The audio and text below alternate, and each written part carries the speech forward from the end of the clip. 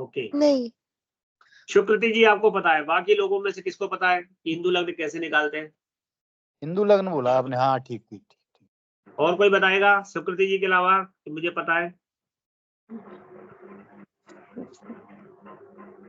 बताइए,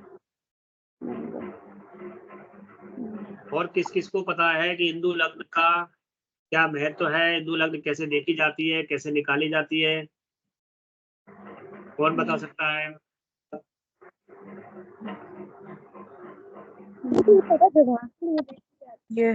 है विवाह के लिए देखी जाती है। विवाह के लिए देखी जाती है। ओके, और नहीं। कौन बताएगा काय के लिए देखी जाती है? में से कौन बोलेगा कि हिंदू लग्न का उपयोग कहाँ होता है? पैसे के लिए देखी जाती है। धन के लिए होता है सर, कार्य आर्थिक स्थिति। धन के लिए होता है। धन धन अच्छा, धन के लिए। पंकज जी ने बोला पैसे के लिए देखे जाती है, धन्यवाद। बताइए कैसे निकाली जाएगी हिंदू लग्न, पंकुरी जी? गुरुजी मुझे अभी याद नहीं है, मैंने पढ़ा था। ओके, ठीक है, पढ़ा है आपने। विशारद 2 में कौन बताएगा? विशारद 2। सर क्या कहते हैं ना कि हिंदू लग्न को जो है हम लग्न से 9th लॉर्ड लेते हैं और फिर चंद्रमा से लेते हैं एंड उसको डिवाइड करते हैं 12 से, फिर जितना आता है फिर हम उसको काउंट करके वो हाउस पे ले आते हैं और फिर वो हिंदू लग्न होता है। वेल्थ के लिए हम देखते हैं।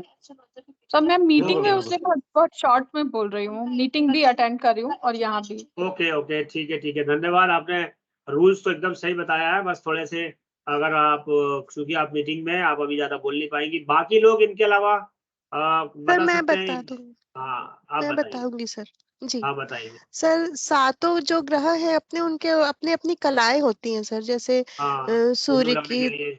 हाँ जैसे सूर्य की 30 है, चंद्रमा ठीक की है। 16 है, मंगल इस तरह होती है। फिर हाँ। सर लग्न से नवमेश लेते हैं, चंद्रमा से भी नवमेश निकाल कर उसकी दोनों की कलाएं नोट कर लेते हैं पहले। ओके। फिर उन दोनों कलाओं को जोड़ लेते हैं और फिर अगर वो 12 से कम है तो उसको एज इट इज रखते हैं और अगर 12 से ज्यादा है तो उसको 12 से डिवाइड कर देते हैं और शेषफल को देखते हैं सर। और शेषफल ओके। की राशि तक फिर चंद्रमा से गिनते हैं, जो राशि मिलेगी वो हिंदू लग्न होती है। ठीक है, तो ये देखिए मेरा बोर्ड आपको दिख रहा है। सूर्य की 30, चंद्रमा की आपकी 16, ठीक है। मंगल की कितनी है? 6। और बुध है, बुध की बताओ कितनी है? 8। 8 हाँ। ठीक है, 8। और गुरु 10 10। हाँ, और शुक्र 12 12। और शनि 1 1। ठीक है, सभी लोग जिनको आता है अच्छी बात है, जिनको नहीं आता है उनको भी जानना चाहिए, क्योंकि हिंदू लग्न का धन के लिए बहुत महत्व है। किसी भी लग्न कुंडली में जब हम हिंदू लग्न का विचार करते हैं तो उससे पता चलता है कि जातक की स्थिति क्या होगी। ये जो कुंडली है जिस पर्सन की है, सब जानते हैं, मान लो सबने कहा कि अमिताभ बच्चन की कुंडली है, तो इस कुंडली को देख करके ऐसा लगता है कि ये जातक धनवान नहीं है। इस कुंडली में D1 चार्ट देखने के बाद ऐसा लगता है कि इसमें तो जान ही नहीं है। इस कुंडली में लगता है ना, नहीं लगता? बताइए। जब हम इस कुंडली को देखते हैं तो हमें पता चलता है कि इसमें तो कुछ नहीं है, क्योंकि सारे भाव देखिए आप, दशमेश कहाँ गया, नवमेश कहाँ गया, नवमेश कहाँ गया, यानी जितने भी केंद्र त्रिकोण के स्वामी हैं वो कहाँ पहुंच गए? अष्टम। हाँ, एक तो गुरु तो षष्ठ में और बाकी सब अष्टम। सब अष्टम में चले गए। 6, 8 और ऐसा कहा गया है कि जब शुभ भावों के स्वामी 6, 8, 12 में चले जाएं तो फिर वहां पर उस कुंडली को हम एक तरह से खराब कुंडली के रूप में सोचते हैं। तो ऐसा क्या हुआ कि इस कुंडली में ये जातक जो है इतना धनवान हुआ या इसके पास इतना सारा कुछ वैभव हुआ, तो क्यों ना हम इसको हिंदू लग्न से देखने का प्रयास करें।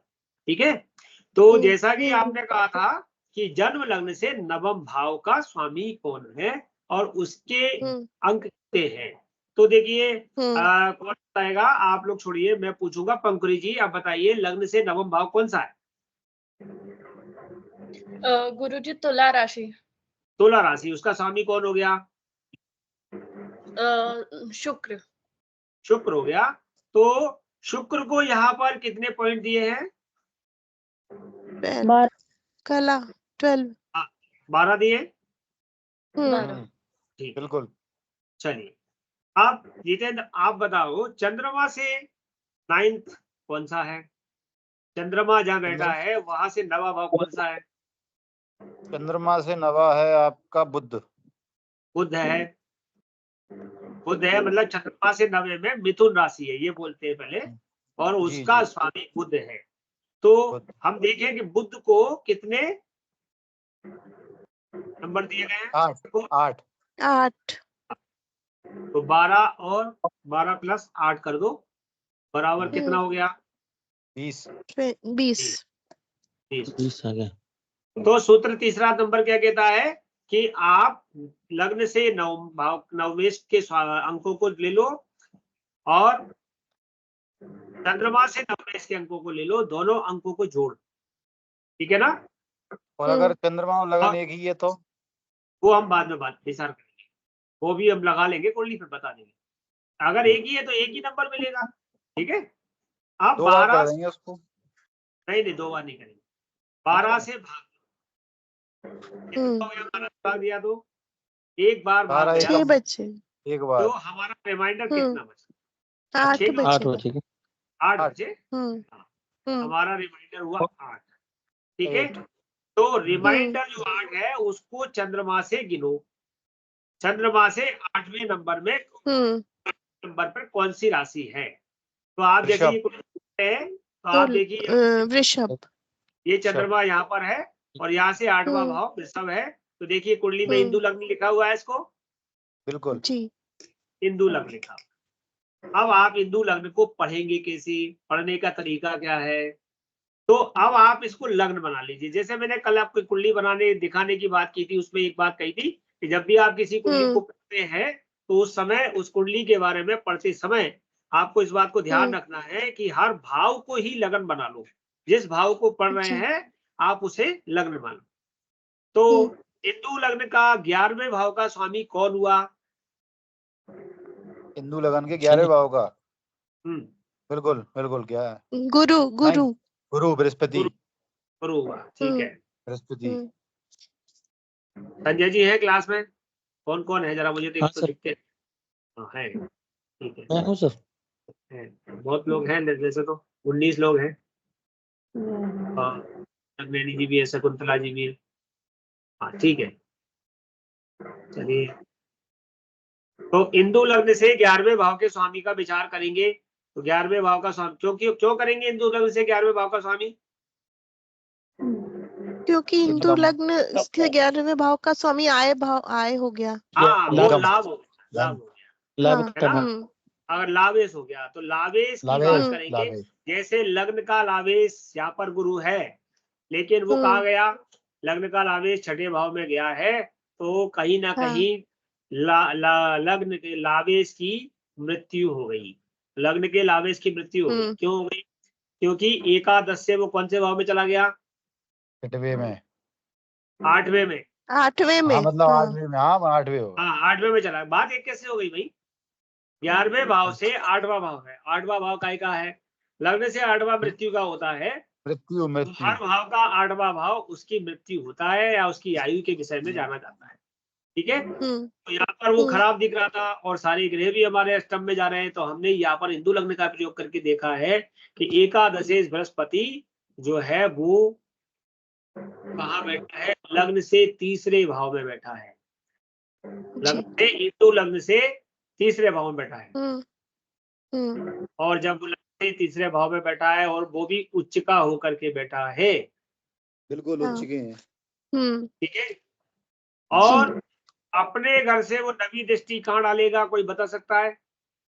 कहाँ वो बैठा है, वो किस भाव वो में? अपने धन भाव पे डालेगा। बिल्कुल धन भाव पे नवी दृष्टि जाएगी बृहस्पति। द्वितीय भाव पर डालेगा, ठीक है? खुद की हाँ, खुद की राशि पर डालेगा, यानी वो नवी दृष्टि डाल रहा है, एकादश भाव देख रहा है ना? जी बिल्कुल। लग्न कुंडली से अगर हम देखें हिंदू लग्न से देखें तो बृहस्पति की दृष्टि कहाँ जा रही है? द्वादश। हाँ, एक द्वादश भाव पे जा किसकी? रही है अरे एक बृहस्पति, दशम पे, 5 एक दशम पे, एक हाँ। द्वादश पे और एक चार, द्वितीय पे। और एक दशम पे। दशम पे जा रही, 12वें पे हाँ। जा रही। तो एक तरह से अपने लाभ भाव को वो देख रहा है, बिल्कुल। और लाभ भाव को जब देख रहा है तो वह पूर्ण दृष्टि से लाभ की संभावना यहाँ पर हिंदू लग्न के आधार पर बढ़ेगी। जी। एकादश भाव को और क्या कहते हैं मीन राशि को, हिंदू लग्न के एकादश भाव को और मीन राशि को और भी ग्रह देख रहे हैं। कौन देख रहा है? 4 ग्रह देख रहे हैं, सूर्य हाँ, बुध बुध, शुक्र, सूर्य मंगल। बुध शुक्र मंगल। हाँ, तो 4 ग्रहों का प्रकाश और मिल गया। यानी हिंदू लग्न के लाभ भाव को कहते हैं एकादश भाव में जितने अधिक ग्रह हो या जितने ग्रह उसको देखते हो, उतना ही जातक को उतने ही स्थानों से उतने ही प्रकार से लाभ होता है, उतने ही स्थानों से उतने ही प्रकार से लाभ होता है। तो जातक को बहुत प्रकार से लाभ हुआ है। इस जातक को केवल अभिनय से लाभ नहीं हुआ, अभिनय से भी हुआ है, उद्योग से भी हुआ है, एमपी भी रहे हैं, राज्यसभा सांसद भी रहे हैं, और उन्होंने अपने जीवन में बहुत प्रकार के अन्य काम भी किए हैं। तो ये सब चीजें वहां पर जुड़ती हैं। ठीक है, अब द्वितीयेश और पंचमेश कौन है हिंदू लग्न का? हिंदू लग्न का द्वितीय बुध है, बुध है, और पंचमेश पंचमेश भी बुध है। मेष भी बुध हाँ, है। द्वितीयेश पंचमेश बुध और चतुर्थेश के साथ युति कर रहा है। तो कहते हैं चतुर्थेश और पंचमेश का संबंध बन जाए तो कौन सा योग बन जाता है? सर्वाधिक राजयोग है। केंद्र त्रिकोण का संबंध बनने से लक्ष्मी हाँ, नारायण केंद्र बनता है। त्रिकोण राजयोग। हाँ, तो वहां पर लक्ष्मी नारायण संबंध भी बन गया। और जो लग्नेश है, अगर लग्नेश के साथ, क्योंकि लग्नेश अपने बल से दूसरे ग्रहों को बल दे देता है, क्योंकि लग्नेश के साथ कोई ग्रह होगा वो बली हो जाएगा। तो लग्नेश कौन है हिंदू लग्न का स्वामी? शुक्र शुक्र बुध के साथ है, हाँ। और सप्तमेश कौन है? मंगल है, तो वो भी उनके साथ है। यानी केंद्रों का प्रभाव इस तरीके से इस कुंडली में वो चीजें आ गई जो हमको लग रहा था कि इसके अंदर धन नहीं होगा, लेकिन यहाँ तो धन की संभावनाएं हिंदू लग्न ने बहुत सारी छोड़ दी। प्लस जो एकादश का स्वामी एकादश को देख रहा है, उसको लग्न में बैठा हुआ शनि भी देख रहा है, जो कि उसका दशमेश है हिंदू लग्न का, भाग्येश और दशमेश कर्मेश। देखो आप, हिंदू लग्न से नवा भाव कौन सा हुआ? ये 12th हुआ, और कर्म भाव हुआ ये। इन दोनों का लॉर्ड कौन है? शनि, जो कि लाभ भाव के स्वामी को देख रहा है। देख रहा है कि नहीं? ठीक है, सेकंड वाले जरूर समझ लो। जी आप लोग समझो, शकुंतला जी समझो क्या कह रहे हैं हम। नहीं समझ में आ रहा है तो पूछो। अब कहते हैं लग्नेश यदि नीच हो, लग्नेश शुक्र नीच हो, तो लग्नेश कौन है हिंदू लग्न का स्वामी? शुक्र है, शुक्र नीच का है, नीचस्थ हो, परंतु उसका शक्तिशाली नीच भंग राजयोग भी बन रहा है। नीच भंग हो गया, हाँ, बुध के साथ है, बुध के साथ है, नीच हाँ, भंग राजयोग हो रहा है।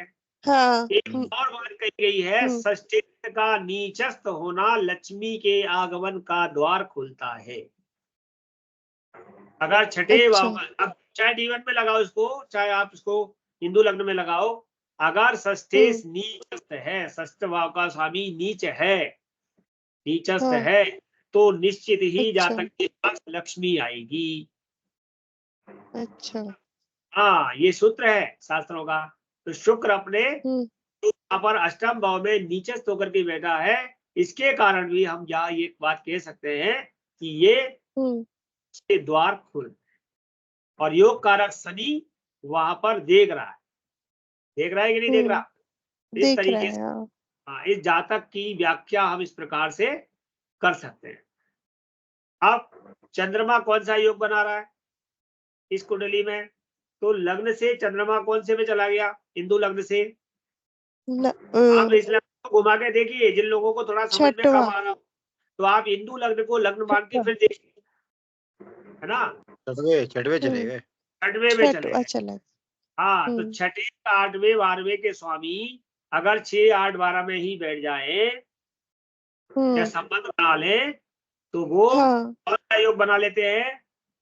हर्ष विपरीत सरल राजयोग। विमल विपरीत राजयोग विपरीत बना। राजयोग। हाँ। हाँ, तो लग्न का हर्ष सरल सस्तेज विमल। है और यहाँ पर भी हिंदू हम्म। लग्न में 6 में पहुंच गया। हम्म। तो इस यहाँ पर जाकर के यहाँ पर एक विपरीत राजयोग की श्रेणी में आता है। हाँ। और बृहस्पति का संबंध किससे है? कोई राजग्रहों से है क्या?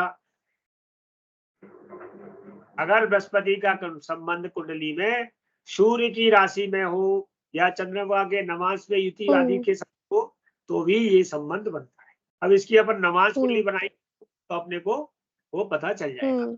इसके करके आप हर कुंडली में एक हिंदू लग्न बनाइए। जो अभी आपको पिछली कुंडली दी हुई है, कुंडलियां मिली है कि नहीं आपको? अभी किसको कुंडली मिली है, किसको नहीं? कल मैंने बोला था कुंडली इकट्ठी करनी है, कर ली थी क्या? नहीं हो पाई। नहीं हो पाई, तो भी नहीं हो पाई।